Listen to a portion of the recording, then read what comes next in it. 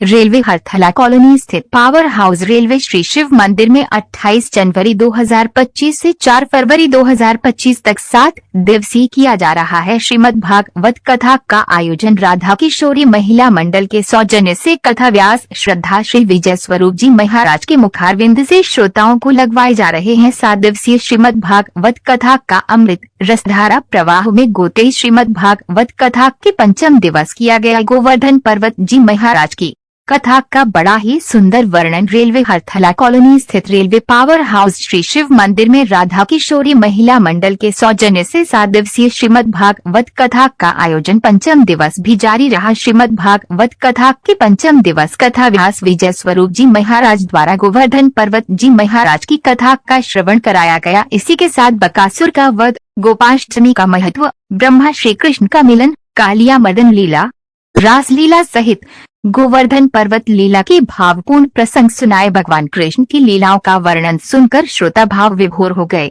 व्यास जी ने गोवर्धन लीला का वर्णन करते हुए कहा कि 7 कोस लंबे चौड़े कालीकल के देवता गोवर्धन नाथ को 7 वर्ष के कन्हैया ने अपने सबसे छोटी उंगली में 7 दिन रात अपनी उंगली पर रखा। भगवान धारण किए रहे इंद्रदेव का अभिमान तोड़ा। Railway power house Shri Shiv मंदिर के प्रांगण में श्रीमद् भागवत कथा के पंचम दिवस कथा व्यास श्रद्धेय श्री विजय स्वरूप जी महाराज ने श्रीमद् भागवत कथा का उपस्थित सभी श्रोताओं को अमृत रसपान कराते हुए कहा कि भगवान कृष्ण के पैदा होने के बाद कंस उनको मौत के घाट उतारने के लिए अपने राज्य की सर्वाधिक बलवान राक्षसी उतना को भेजता है। पटना बेस बदलकर भगवान श्री कृष्ण को अपने स्तन से जहरीला दूध पिलाने का प्रयास करती है, लेकिन भगवान श्री कृष्ण उसकी मौत के घाट उतार देते हैं। उसके बाद कार्तिक माह में ब्रिजवासी भगवान इंद्र को प्रसन्न करने के लिए पूजन का कार्यक्रम करने की तैयारी करते हैं। भगवान कृष्ण द्वारा उनको भगवान इंद्र की पूजन करने से मना करते हुए गोवर्धन महाराज की पूजन करने की बात कहते हैं। इंद्र भगवान उन बातों को सुनकर क्रोधित हो जाते हैं। वे अपने क्रोध से भारी वर्षा करते हैं, जिसको देखकर समस्त ब्रिजवासी परेशान हो जाते हैं। भारी वर्षा को देखकर भगवान श्री कृष्ण गोवर्धन पर्वत को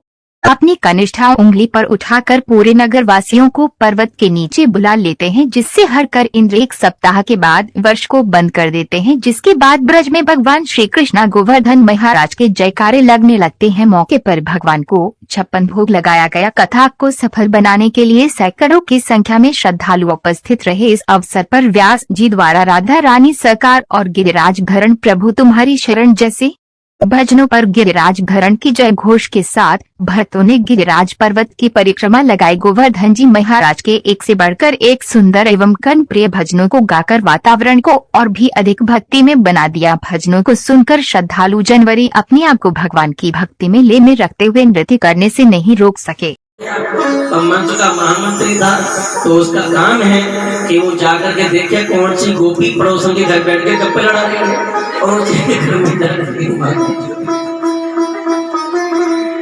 जो पड़ोसन के घर जाए गप्पे मारने उसके घर में माखन चोरी हो जाती है। उसी घर में अब गोपियां शिकायत करती हैं।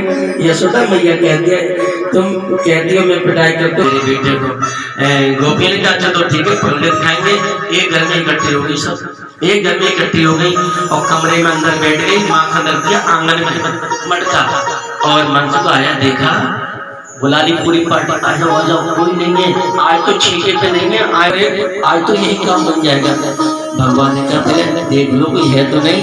तो घर की मालकिन भगवान की भाभी लगती थी। भगवान बोले भाभी कोई आवाज नहीं आई अंदर से। भगवान कहा जाओ, तब भगवान टूट पड़े माखन पर, सब खाने लगे।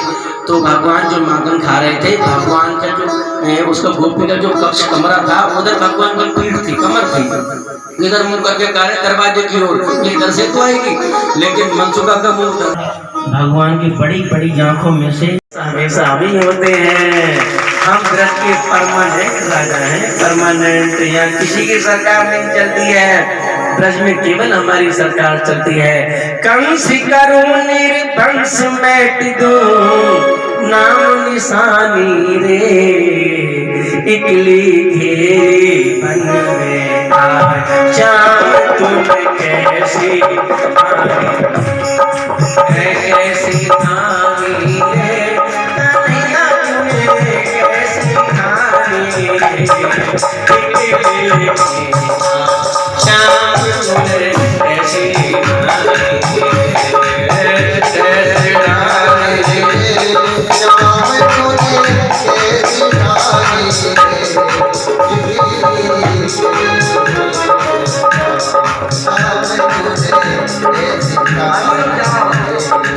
तो साहब ने अभी गाँव में नहीं, क्योंकि अभी अभी गोवर्धन पूजा तक जाना है।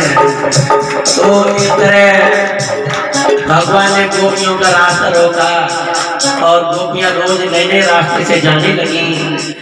बरसाने में आपने जब बरसाने की परिक्रमा करी होगी तो उसमें गोपियों ने पहाड़ को काट के रास्ता बनाई। सांकरी चोर कहते हैं उसे। संकरी गली बनी पर्वत की, दधी ले चली कुंवर कीरत की, आगे गाँव में चरे गिरधर की, और दान लेंगे धार, जो रस बरस रयो बरसाना।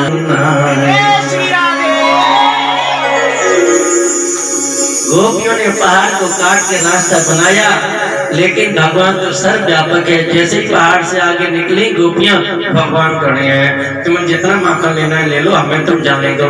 भगवान ने कहा माखन के भूखे नहीं है, कंस की सरकार के विरुद्ध हमारा संघर्ष आंदोलन चल रहा है। कंस के राक्षसों को माखन खिला खिला के ज्यादा बलवान बना दोगी तो मारने में हमें मेहनत संघर्ष परिश्रम ज्यादा करना पड़ेगा। आपसे निवेदन है खुद खाओ, परिवार को खिलाओ, जाओ अपने घर जाओ। हम तो नहीं जाएंगे, नहीं जाएंगे। मनसुखा छीन लो, मनसुखा मद मंगल टूट पड़े, माखन मट